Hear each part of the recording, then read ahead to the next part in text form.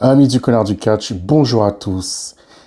Petite vidéo, vite fait, vidéo réaction par rapport à l'actualité et, on va mettre encore du conditionnel et des pincettes, au possible retour de Tessa Blanchard à la TNA. Qui l'aurait cru qu'en 2024, j'aurais dit cette phrase, que Tessa Blanchard va possiblement revenir à la TNA. Déjà, dans un premier temps, disclaimer. Cette vidéo n'est en aucun cas une vidéo qui cautionne ses actes, ses gestes, ce qui a été dit, ce qui a été lu. Je vais juste rapporter et aussi dans un premier temps, je vais lancer un disclaimer direct et rapide. Oui, je suis un grand fan de Tessa Blanchard depuis la première heure. Et je vais, déjà dans un premier temps, on va faire un déroulé de sa carrière et de toutes ces controverses.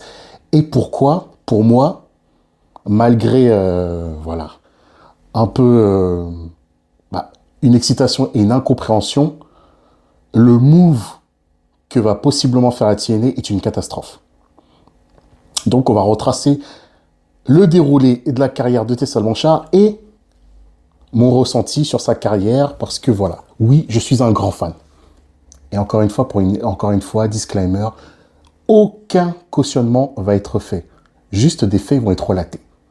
Des faits, des choses qui ont été dites, qui ont été lues, voilà.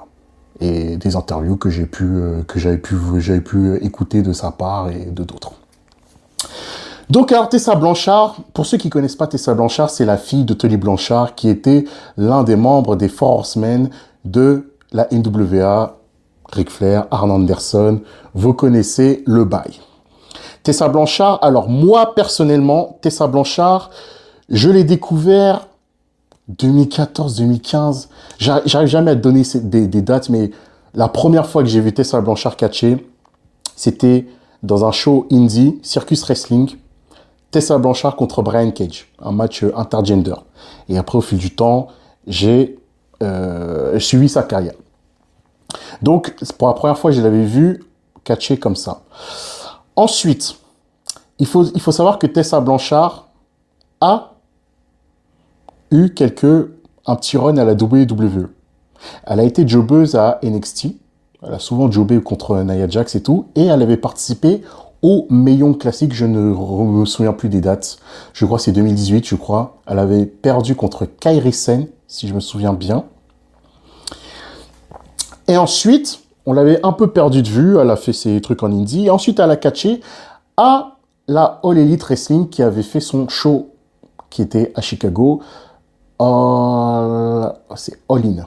All In 2018, où elle avait fait un four-way, elle avait affronté Chelsea Green, Britt Baker, et la quatrième, je crois, c'est Taya Valkyria. Et en plus, c'était Tessa Blanchard qui avait gagné.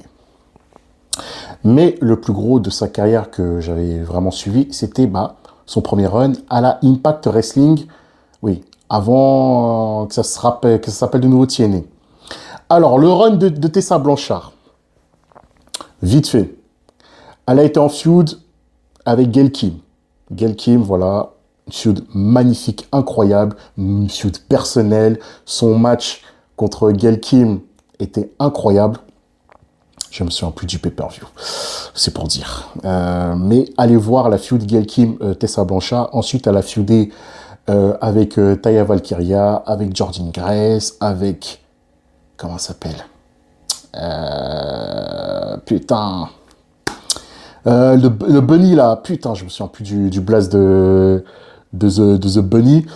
Pour le titre des Knockouts, elle a été ancienne championne Knockout. Là, on va commencer à parler des problèmes. Premier problème de son premier run à la Impact Wrestling.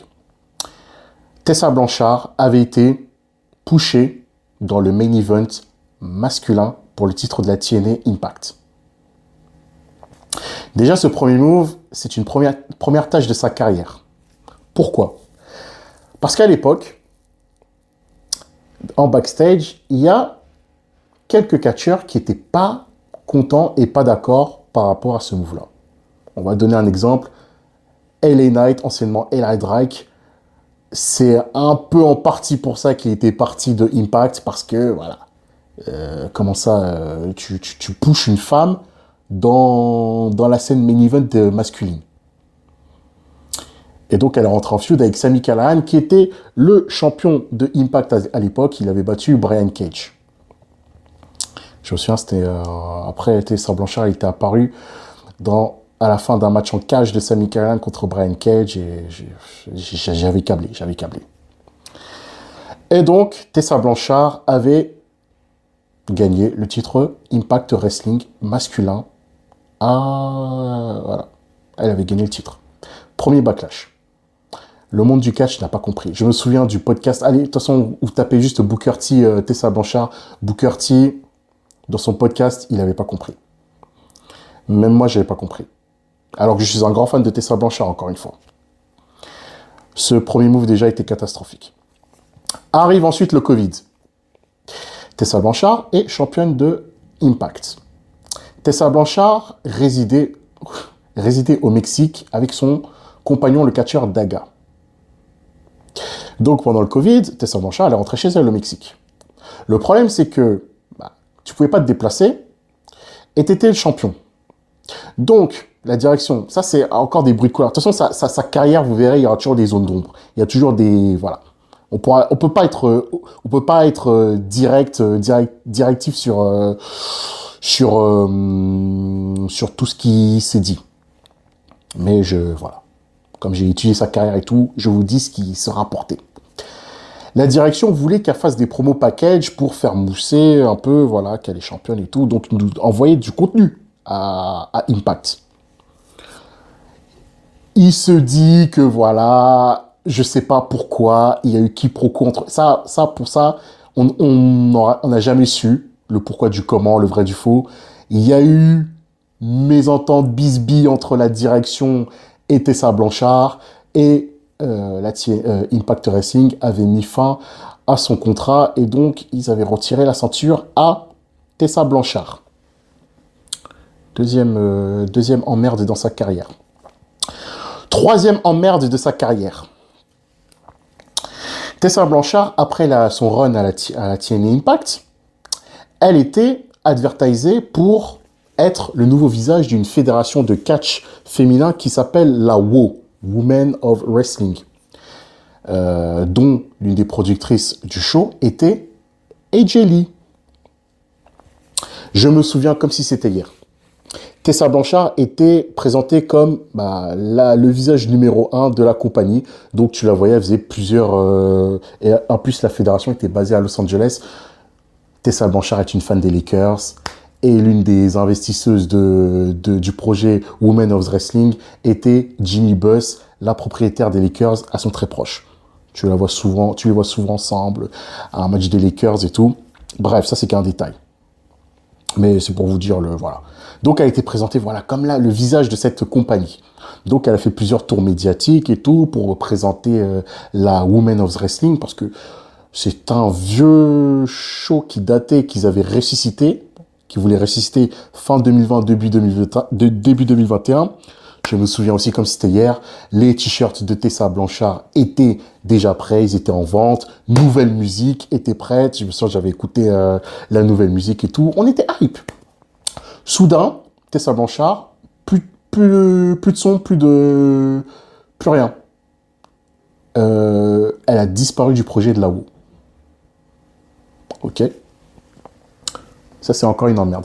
Ensuite, l'emmerde dont on va parler, c'est celle qui la poursuit encore jusqu'à maintenant dans sa carrière.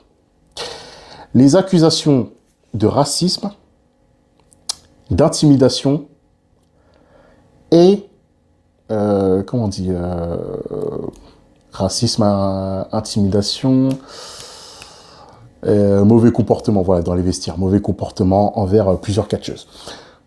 On va parler d'abord du volet racisme. Donc, je vais vous parler de tweets. Je vais vous voilà. Alors, je vais vous lire des tweets. Des tweets qui datent quand même de 2020. Alors, sur le volet racisme, j'essaierai de poster tout ça en vidéo. René Michel, une catcheuse peut-être actuelle, je ne connaissais pas René Michel. Le jour où j'ai eu l'appel de ma girlfriend, la Rosa Negra, lors de cet incident, elle m'a fait promettre de garder ma bouche fermée parce qu'elle avait peur d'être blacklistée par elle. Donc j'ai, comme promis, j'ai fermé ma bouche. Et voilà. Donc de quoi elle parlait ça, René Michel? De toute façon, je mettrai en screen tous les fameux tweets. René Michel a parlé d'incidents racistes. Apparemment, Tessa Blanchard avait insulté cette fameuse catcheuse, la Rosa Negra, de propos racistes.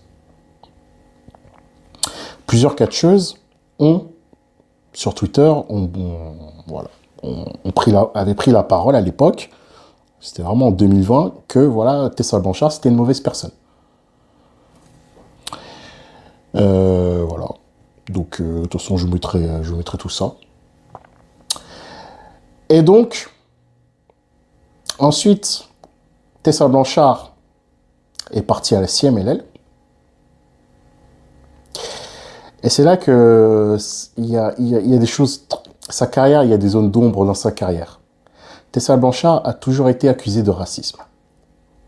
J'avais oublié juste ce détail. Déjà, quand elle avait gagné le titre de la TNA, post-show, lorsqu'elle avait gagné le titre, elle avait fait une promo en niant en bloc toutes ces accusations.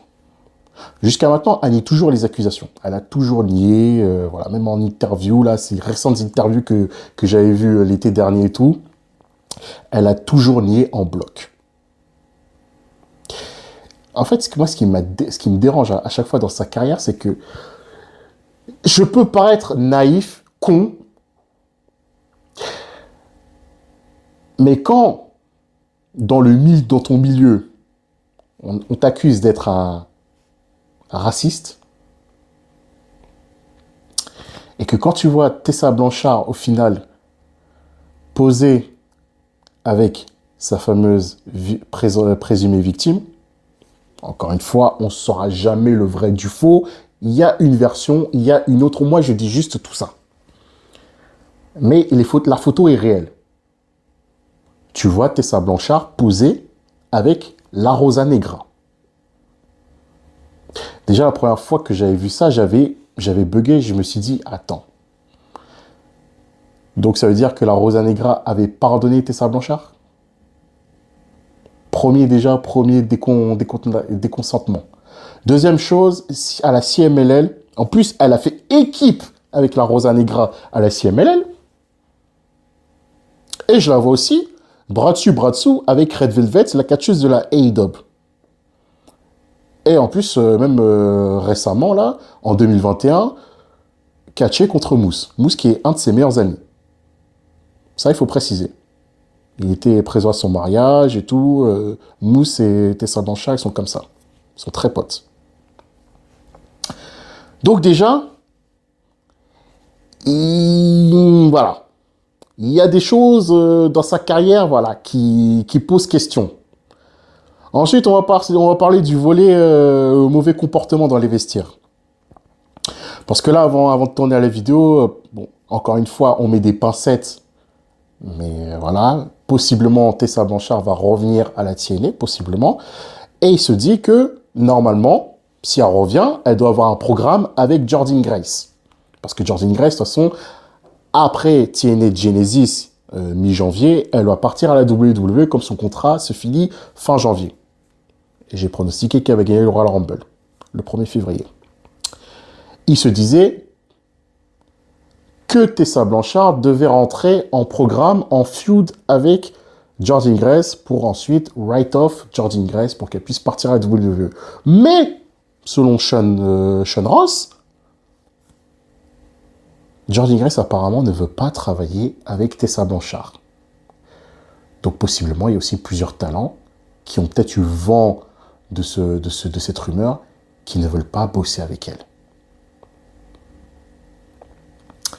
Maintenant, on va parler du volet TNA. Pourquoi, voilà, maintenant, finalement, là qu'on a dressé le portrait de Tessa Blanchard, de sa carrière assez particulière, pourquoi la TNA, si il est effectif, ce move est une catastrophe intersidérale. Tu vas créer un problème sans précédent dans ton vestiaire. Déjà, dans un premier temps, cette année, tu as viré Scott D'Amore, qui était le porte-étendard du renouveau de la TNA. Déjà, premier temps, c'était un coup dur. Là, tu veux faire signer une meuf qui pose problème. Et encore une fois, je le répète, que même si je suis un grand fan de Tessa Blanchard, mais jamais je me disais qu'elle allait revenir dans le monde du catch nord-américain. Avec toutes les casseroles, partout où elle est passée, il s'est toujours passé des choses bizarres. On ne saura jamais le vrai du faux. Parce qu'il y a une version, une autre. Il y a la version de Tessa Blanchard, la version des autres. Tu lis et tu fais ton opinion si tu veux. Moi, je resterai toujours neutre. Il y aura toujours, voilà, cette nuance de gris. Et dans un deuxième temps, ce move qui est catastrophique, c'est un désaveu de la TNA. Déjà, de toute façon, vous connaissiez ma position par rapport à leur move avec la WWE, qui était pour moi une catastrophe. Mais là, c'est encore pire. Parce que, quand je parle de désaveu, c'est parce que tu rappelles Tessa Blanchard parce que tu sens que ta division knockout commence à devenir problématique. Alors que la division knockout, au fil des années, a toujours été solide à la TNA, que ce soit dans les bons ou les mauvais moments. Toujours. Mais là, il y a 2 ans, tu as perdu Diona Purrazzo, qui est pour moi, qui était la meilleure catcheuse du monde. Tu vas perdre Jordynne Grace sous peu. Tu avais juste fait venir Trinity pour quelques mois. Le roster actuel des Knockouts, regardez-le bien. Ceux qui ne suivent pas la TNA, si vous voyez la gueule des meufs, vous allez dire, mais c'est quoi ce roster? La championne actuelle, c'est Masha Slamovich. Bon, Masha, pour moi, c'était il y a 2 ans. Là, elle a perdu un peu de son aura et tout. Elle est devenue babyface et tout. Bref, pour moi, voilà. T'as des Tasha Steelz. Alors que je suis un grand fan de la division knockout, pour moi, qui est la meilleure, voilà. Mais il faut dire les termes quand même. Pour les non-initiés, t'as des meufs comme Tasha Steelz, Savannah Evans, Xia Li qui a signé à la TNA, Xia Brookside, Ash by Elegance, Heather by Elegance, le retour de Kylie King qui va arriver de blessure. Mais quand je vous dis les noms là, j'en suis sûr, la plupart, même si vous n'êtes pas très familier avec la TNA, ou de manière générale, vous vous dites, mais de quelle catcheuse tu nous parles là? Et c'est ça le problème. Ce retour est vraiment un désaveu et un aveu d'échec. Après tout ce que la TNA a fait depuis 2 ans pour remonter la pente, de toute façon, de manière générale, là, ça commence à devenir catastrophique avec le retour de le départ de Josh Alexander, le départ annoncé de Joe Hendry, beaucoup de départs à l'appel, mais juste on reste sur les knockouts. C'est clairement un désaveu. C'est clairement un désaveu. Et en plus, il y a encore des officiels qui étaient là quand elle s'est fait virer par Impact. Ils savent ce qui s'est passé entre elle et l'ancienne direction. Ils savent comment la gérer, comment elle est gérable au quotidien. Parce que Gail Kim, c'est elle qui supervise les knockouts. Est-ce que Gail Kim aussi est d'accord? En fait, voilà, encore une fois, là, ce retour va encore être une zone d'ombre. Est-ce que Gail Kim est d'accord? Est-ce que tout le vestiaire est d'accord? Bon, déjà, apparemment, il se dit que Jordynne Grace, non. C'est l'histoire de sa carrière, en fait. Cette meuf, partout où elle va, mis à part la CMLL où il n'y avait pas trop d'histoire, il y avait surtout le truc, vraiment le move bizarre que je vous dis, la meuf, elle faisait équipe avec sa présumée victime. Et je mettrai de toute façon les tweets et tout, parce que s'il y a eu des incidents apparemment quand elle avait catché au Japon et tout.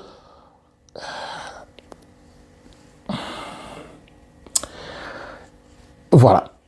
Je suis sur le cul. Je suis complètement sur le cul.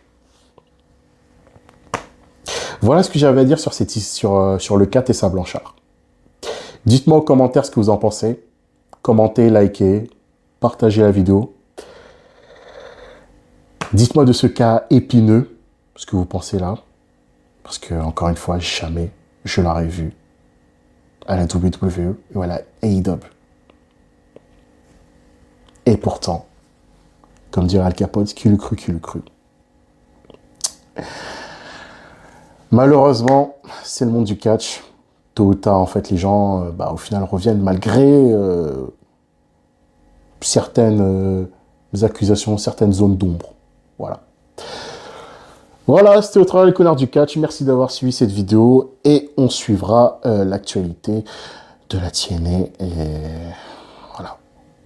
Merci d'avoir suivi cette vidéo.